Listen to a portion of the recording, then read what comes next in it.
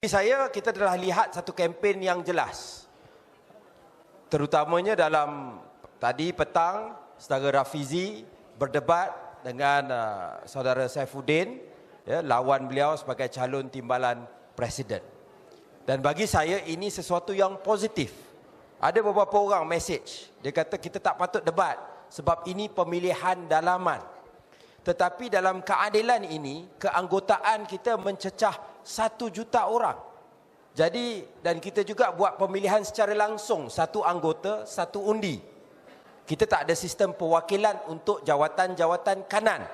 Jadi tidak mungkin perkara ini dapat dibuat secara tertutup. Ya, malah kalau kita kena lihat balik tahun 2018, UMNO sendiri, ya, bila dah kalah biasalah. Mereka bila dah kalah, ada pemilihan parti, kalau kita ingat, Zahid Hamidi, Khairi Jamaluddin dan juga Tengku Razali Hamzah turut serta dalam debat. Cuma beza dia satu, Zahid Hamidi dia hadir secara online dalam debat tersebut. Tapi dia menang juga jadi presiden.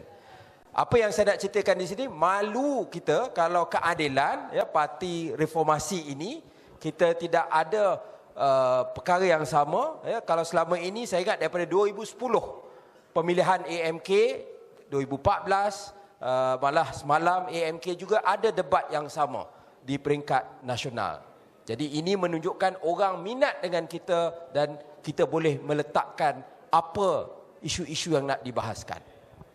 Isu dia mudah, saudara-saudara. Isu dia, adakah kita percaya atau tidak dengan kekuatan parti kita? Adakah kita yakin atau tidak dengan rakyat untuk memilih gagasan yang kita bawakan? Kalau kita nak bercakap dengan parti-parti seperti Bersatu, seperti UMNO, seperti PAS, ini merupakan parti-parti yang tidak sealiran dengan kita dari segi gagasan. Kita pernah bersama dengan PAS, kita pernah bersama dengan Bersatu, dan kita tengok betapa penat luka yang kita kena pikul. Satu pasal Tun Mahathir, tetapi juga pokoknya Bersatu itu ideologi mereka, pendekatan mereka lebih mirip UMNO. Ya, mereka lah yang buat Kongres Maruah Melayu, yang duk ratib hari-hari Melayu malas. Itu yang dibuat oleh Bersatu. Macam mana kita nak duduk dengan mereka? Kita ada perbezaan pandangan dalam Pakatan Harapan, tapi sekurang-kurangnya ketiga-tiga komponen ini kita telah terbentuk fikrah kita daripada peristiwa reformasi 1998. Dan kita tidak mahu, ya, kalau orang buat matematik mudah. Matematik mudah ialah kalau di Johor itu undi popular UMNO hanya 40% lebih. Maka kalau campur Bersatu atau PN, campur PH, lebih 50%, maka kita dah menang. Dia tidak macam tu. Ya, sebab kalau katakan kita bekerjasama dengan Perikatan Nasional, dan ada usaha ke arah tersebut, ada usaha untuk menarik balik calon-calon kita sewaktu PRN Johor.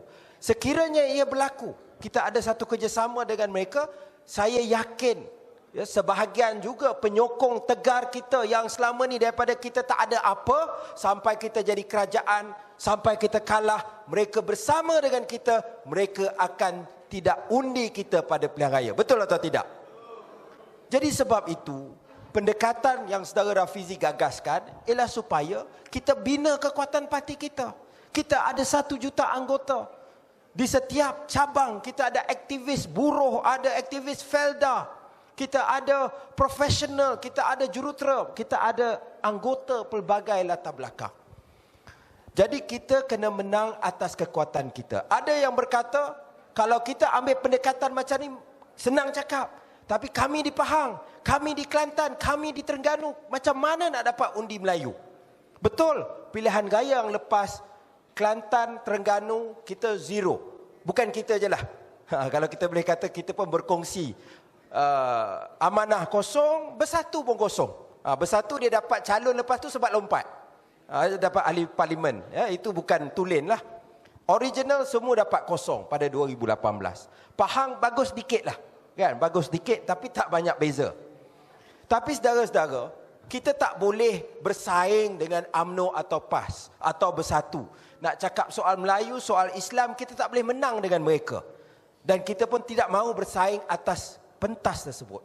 Yang kita nak bersaing ialah tentang soal periuk nasi rakyat, soal ekonomi. Rakyat tak kisah sangat sebenarnya soal kaum. Yang mereka nak tahu, saya pergi ke Kelantan, mereka nak tahu macam mana nak selesai isu air, macam mana nak selesai isu pekerjaan, macam mana nak selesai isu gaji dan untuk rakyat. Itu yang mereka nak dan itu kekuatan kita. Sebab itu, saya dah nak habis. Sebab itu saudara-saudara, saya yakin ya, saudara Rafizi pada 2013 ya, kita dapat, walaupun kita tidak menang, tetapi kita lihat apa yang kita buat pada pilihan raya tersebut. Kita fokus isu-isu periuk nasi. Kita kata pasal isu PTPTN, nak bagi pendidikan percuma. Kita bercakap turunkan harga kereta. Jadi itu ialah fokus kita yang dapat minat rakyat yang sangat kuat.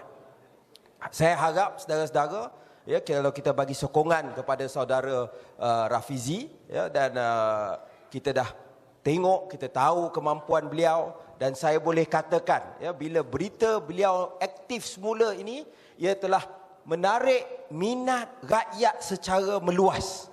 Ya, ramai orang yang sebelum ni kata, saya dah tak tahu nak undi keadilan, mereka cakap pada saya, kali ini mereka nak bersama dengan kita, tapi dengan syarat keadilan bagi tempat kepada saudara Rafizi Ramli. Jadi saudara-saudara, saya berharap bagi tempat pada saudara Rafizi, tapi tak cukup. Ya, saudara Rafizi perlu tim yang dapat bekerja dengan beliau untuk menyokong gagasan ini. Ya, jadi kita ada calon-calon naib presiden termasuk saya sendiri, kita ada calon-calon ketua wanita, ketua MK dan seluruhnya. Jadi saya harap sokongan ini dapat diberikan secara total supaya keadilan kembali kuat dan kita dapat berdepan dengan PRU15 dengan jelas, bukan untuk kita dapat jawatan, tetapi lebih kepada untuk kita terjemahkan kemenangan ini kepada polisi-polisi untuk membantu dan mengangkat martabat rakyat. Sekian, terima kasih.